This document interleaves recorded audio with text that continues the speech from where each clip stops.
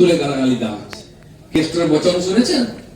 বলেন কেষ্ট কি ভাষায় কথা বলছে একজন আইসি কে, তাদের প্রাপ্য আছে এটা। এটাও ঠিক যে কেষ্টকে কেউ অধিকার দেয়নি যে পুলিশ অফিসারকে এই ভাষায় কথা বলবে, তার মা বোন তুলবে, রাস্তায় নামাবে।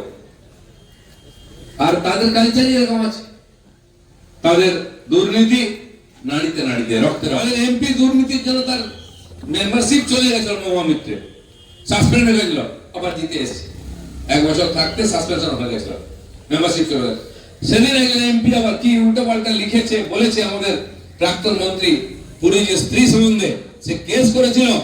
এত মিথ্যাবাদী, এত মানে ছোট লোকেরা কি ভাষা কার প্রতি বলা উচিত তার স্তরে নামিয়েছে। কোর্ট রায় দিয়েছে এমপি গুজরাট থেকে কে হয়েছে, কি নাম, সাকেত। 50 লক্ষ টাকা থেকে কোর্ট ফাইন করেছে এবং তার অর্ধেক বেতন কেটে নিয়ে যে মহিলাকে অপমান করেছে তাকে দেওয়া হবে। ভাবুন কিরকম ছোট লোক, অসভ্য।